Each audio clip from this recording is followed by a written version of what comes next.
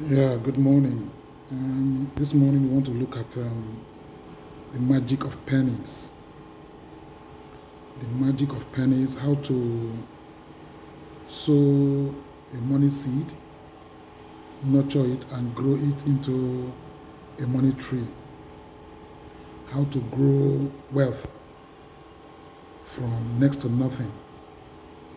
How to grow millions on 1 penny a day. First, we want to look at why I refuse to die poor.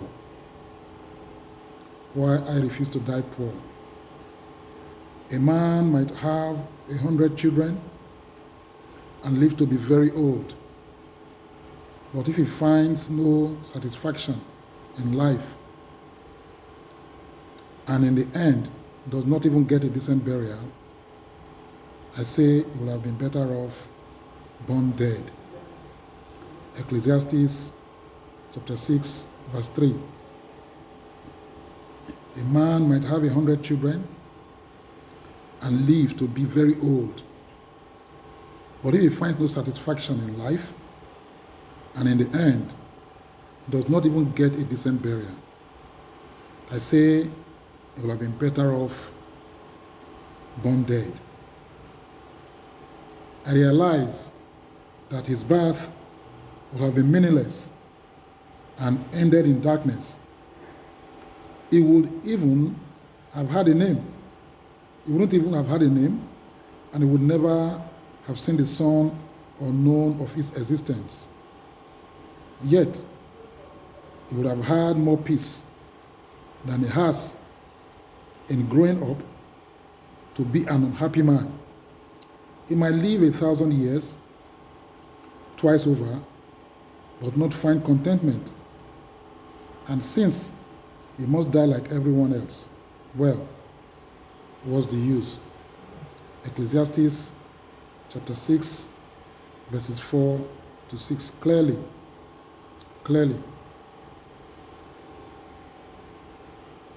It is better not to live at all than to live an empty life. It is better not to live at all, not to have seen the light of day, than to be born into slavery, live in slavery, and die in slavery and servitude.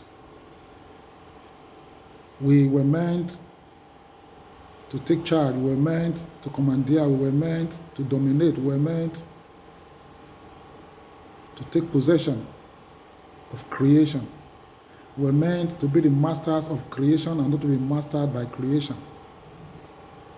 When God created us, He gave us a mandate of dominance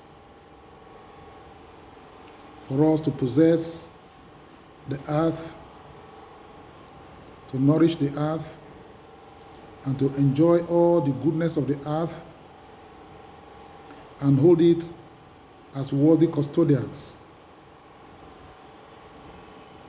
But many are living a subhuman life. Many are living as if they're already dead. Many are living and wish they never lived. What kind of life is that? Don't let's deceive ourselves. Money makes the world go round. Thankfully, there is no house that I know of where you will enter and you will not find money, no matter how small.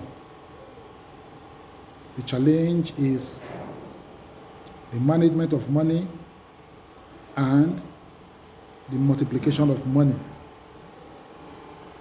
There are therefore two types of money problems. Two types of money problems. Number one is too little money. And number two is too much money. People are complaining of too little money to pay school fees, to get food in the house, to pay house rent, to pay for mortgage, to settle bills. Too little money. There are others, the 1%er, whose problem is too much money, not even knowing what to do with money. The question is, which of these two problems is yours?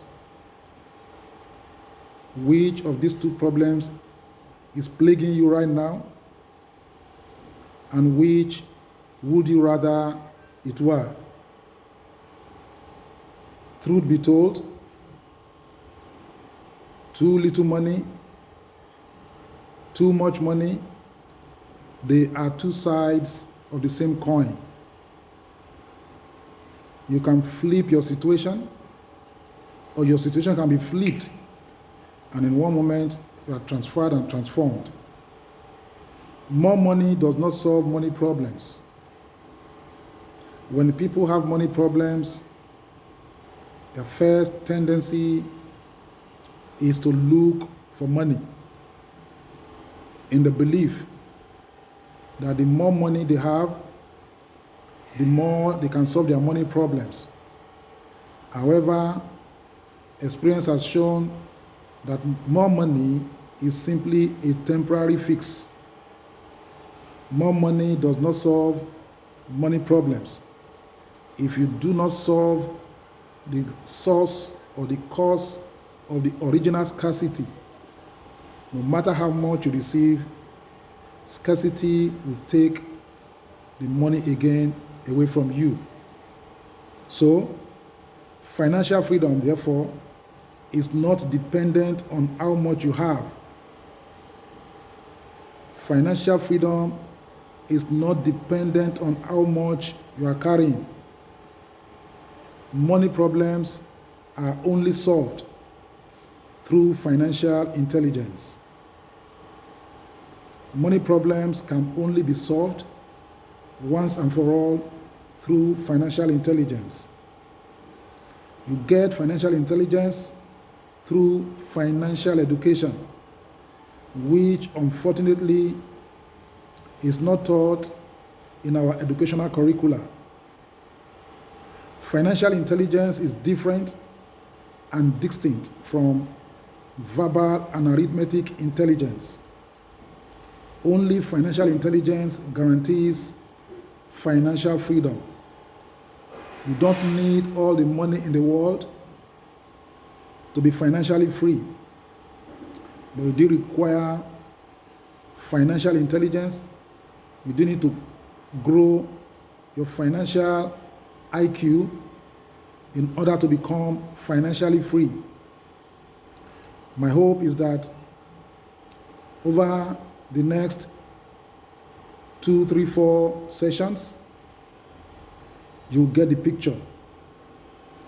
You get the picture of a future of abundance, a future of more than enough each and every time. You need to be able to picture this future, because you cannot feature in a future that you cannot picture. It requires faith. It requires diligence. It requires work. So I hope and pray